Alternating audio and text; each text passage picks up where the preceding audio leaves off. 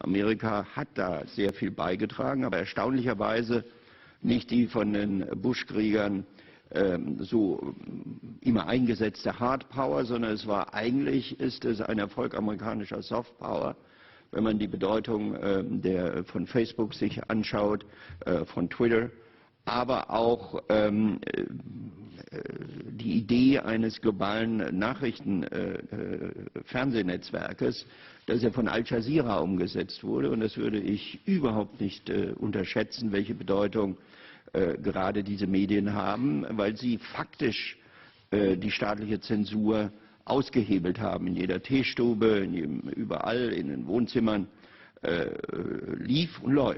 laufen diese freien, unabhängigen Medien. Und ich denke, das darf man nicht vergessen bei dieser historischen Entwicklung, welche Rolle sie gespielt haben. Damit kommen wir aber direkt zum Punkt, wo ich auf Condoleezza Rice treffe, als sie nach den Wahlen 2002 dann zur Außenministerin nominiert war. Und da meinte sie zu mir, also, dass diese Regierung, die Regierung Bush, mit der Regierung in Teheran nicht leben könne und dass sie auf Regime Change nach wie vor setzen würden. Und ich habe mich dort für eine Transformationsstrategie ausgesprochen, die sie in Osteuropa erlebt haben und eben nicht auf ein militärisch.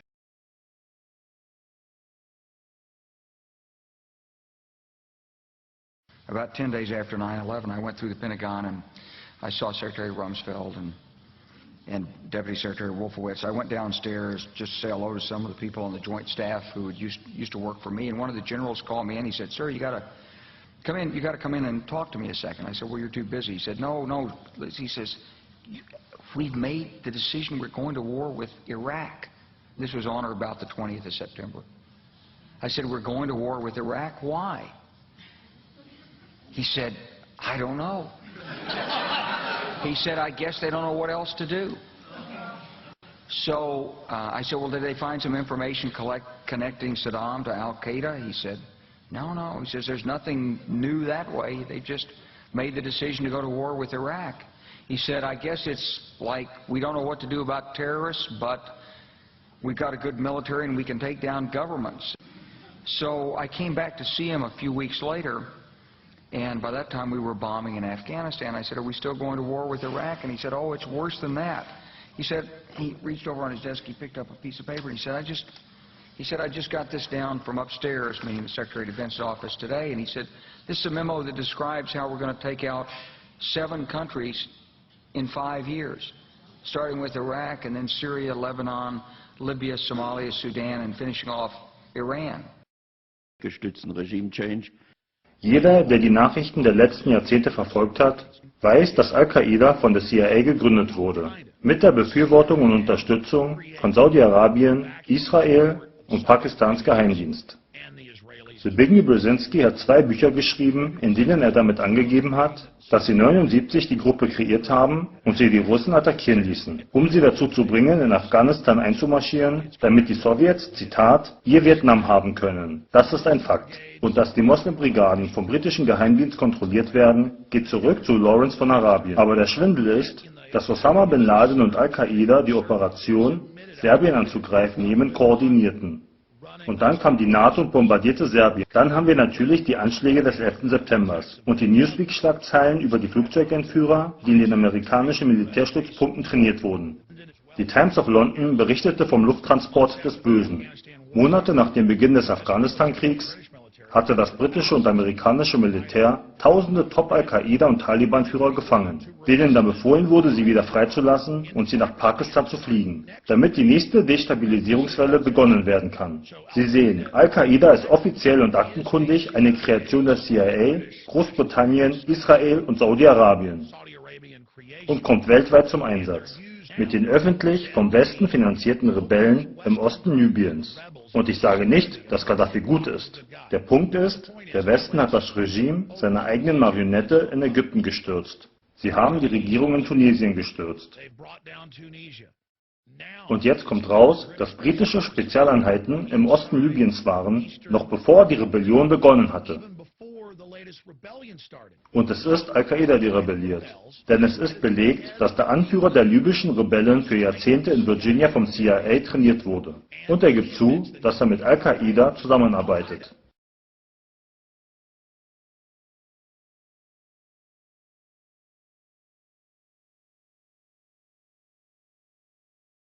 Wo das System denkt, wir seien so dumm zu glauben, was sie uns erzählen und nicht zu merken, dass westlicher Geheimdienst in Ostlibyen ist und radikale muslimische Al-Qaida benutzt, um Gaddafi zu destabilisieren. Die Medien lügten und sagten, er habe die Protestler bombardiert. Und die Medien lügten und sagten, er sei nach Venezuela geflüchtet, um den Rebellen Mut zu machen, damit sie denken, sie würden siegen. Das alles heißt nicht, dass es in Libyen Gruppen gibt, die den Diktator Muammar Gaddafi nicht mögen. Aber Muammar Gaddafi ist unabhängig und hat versucht, ein starkes Afrika aufzubauen, außerhalb der neuen Weltordnung. Deshalb muss er gestürzt werden. Er hat keine internationale private Zentralbank, die sein Land kontrolliert. Libyen hat seine eigene Zentralbank. Das ist der Grund, weshalb das System dies tut. Dann wird Al-Qaida nach Libyen gebracht, um den säkulären arabischen Führer Gaddafi zu stürzen. Und uns wird erzählt, es seien humanitäre Gründe, weshalb wir sie bombardieren, um sie zu schützen. Überlegt mal, Leute, Anwar al-Awlaki, der Nummer 1 Mann nach Bin Laden, besucht heimlich das Pentagon. Die Taliban und Al-Qaida werden in Sicherheit geflogen in den ersten Monaten des Afghanistan-Kriegs, um für die nächste Krise zu sorgen. Al-Qaida wird benutzt, um die Serben anzugreifen. Als die Serben zurückkämpfen, werden wieder humanitäre Bombardierungen durchgeführt. Sie bewegen Al-Qaida um die ganze Welt und nennen sie humanitäre Freiheitskämpfer. Und wenn jemand sich wehrt, kommt die UN und NATO und zerbombt das ganze Land. Nachdem die UN die Resolution zur Invasion verabschiedet hat, hat Obama in weniger als 48 Stunden dem US-Militär befohlen, mit der Bombardierung zu beginnen und Cruise-Missiles abzufeuern. Und das auf offensichtlichen Befehl der UN, ohne dass er den Kongress konsultiert hat. Al-Qaida ist ein Arm der neuen Weltordnung. Al-Qaida ist ein System, welches die New World Order benutzt, um Zivilisationen zu bedrohen, damit sie ihre Freiheiten im Namen der Sicherheit aufgeben. Und auch, um Revolutionen und Kriege als Freiheitskämpfer anzuzetteln, damit die Globalisten das als Ausrede benutzen können, zu kommen, um die Länder zu übernehmen. Das ist der Imperialismus des 21. Jahrhunderts. Und Al-Qaida ist die Schlüsselfigur in diesem Schachspiel, um uns die Weltregierung zu bringen. Sie sind eine Kreation der privaten Bankkartelle, die Krieg gegen die Nationalstaaten führen. Und alle Grundrechte, die die Freiheiten der Bürger der Nationalstaaten schützen. Al-Qaida ist CIA, ist MI6, ist Mossad, ist saudi-arabischer Geheimdienst. Sie haben britische SAS-Agenten erwischt, wie sie als Al-Qaida verkleidet auf Polizisten in Basra schossen, um Sunniten und Schiiten gegeneinander aufzuhetzen. Al-Qaida ist das Schweizer Messer für Destabilisation. Sie sind das magische Werkzeug erster Wahl, welches zum Anfachen der Krise benutzt wird, damit die Globalisten einen Vorwand haben, ihre Lösung anbieten zu können. While more speculation has been raised on the reasons for NATO's intervention in Libya.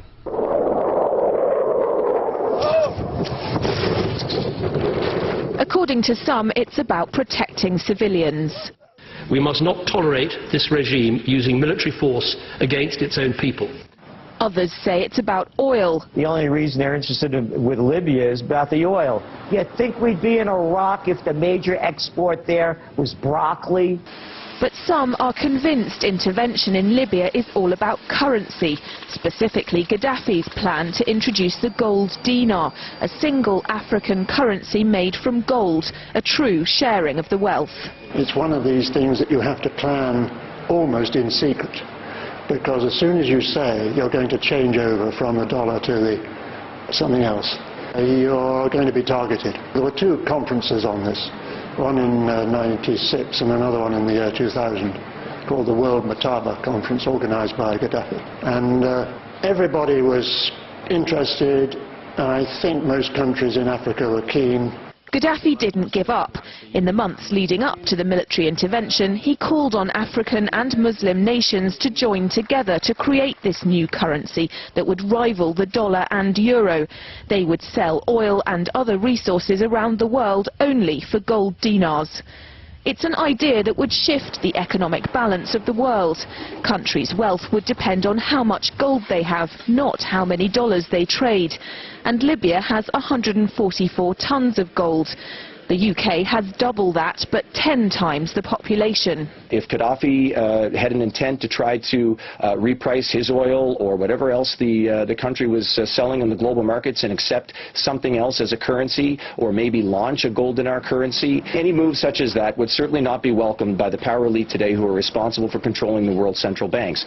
So yes, that would certainly be something that would cause his immediate dismissal and the need for other reasons to be brought forth for removing him from power.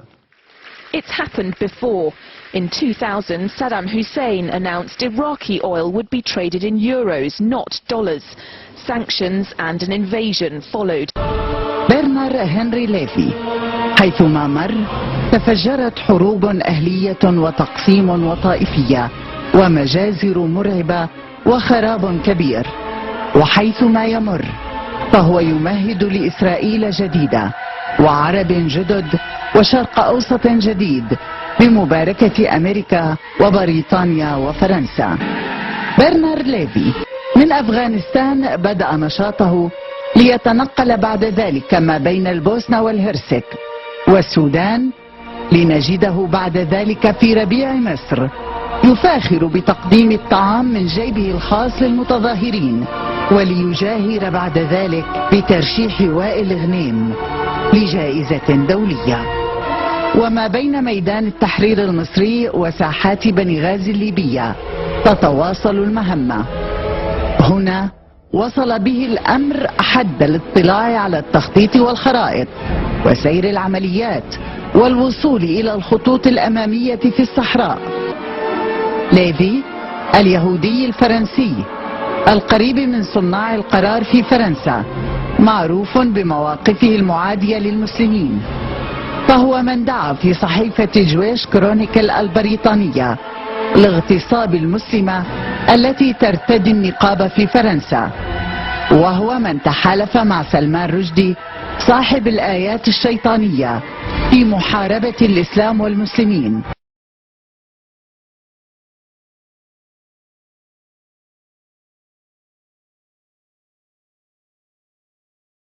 My question is to Monsieur Henri Lévy.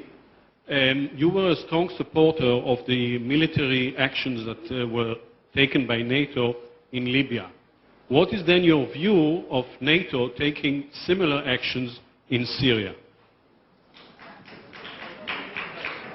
My feeling is that if I helped this intervention, as you said, I have the feeling that the words I used with my President Sarkozy, I think that they would have the same effect if it had been Libya or Syria. I think it would have been the same. So it is not a strange plot condemning Libya and favorizing Syria. It is just a question of ability, pragmatism, chronology. The other thing I believe is that if the coalition, if the free world succeeds in Libya, it would be a very bad news for Assad, for the dictatorship in Syria, and it would be a little good news, late of course, but better late than never for the Syrian opposition, because it would be a warning. If Gaddafi, as I believe in the next days or weeks, is kicked out of the power, Bashar al-Assad will know that he is the next on the list. And politics is done like that. You cannot do all the desirable, the wishable, on the same day, in the same sequence of time, unfortunately. And sanctions are a good start anyway. And sanctions are the beginning anyway. Absolutely.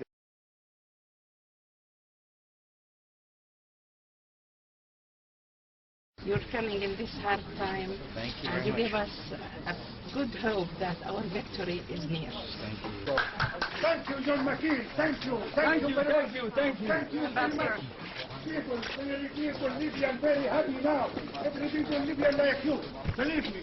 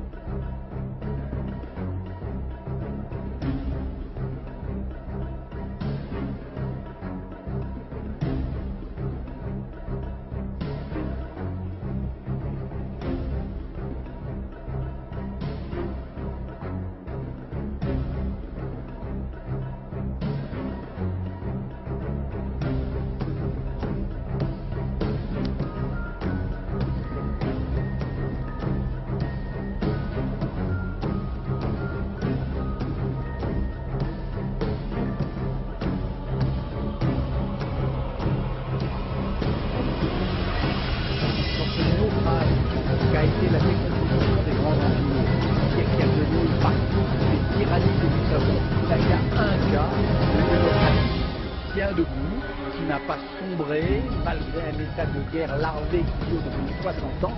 Et cet état démocratique, c'est Israël. Avec une armée qui, comme toutes les armées du monde, évidemment, commet des erreurs, mais dont j'écris et dont je démontre qu'elle demeure néanmoins la seule armée démocratique que je connaisse où, au sein de la hiérarchie, on se pose du matin au soir des questions de morale.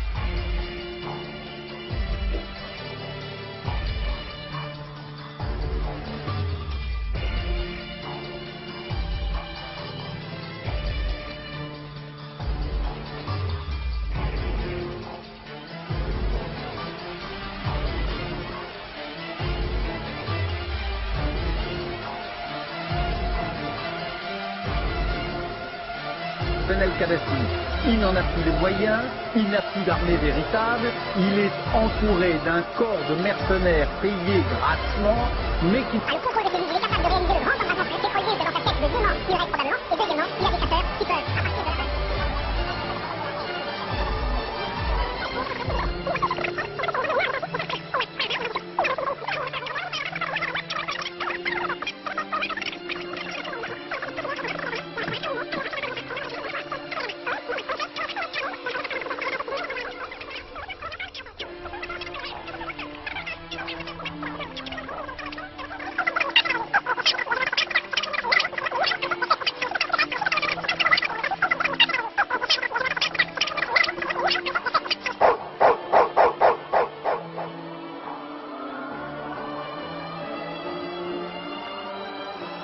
Standard d'Inter, quand Israël bombardait Gaza, vous êtes-vous exprimé pour l'exclusion aérienne?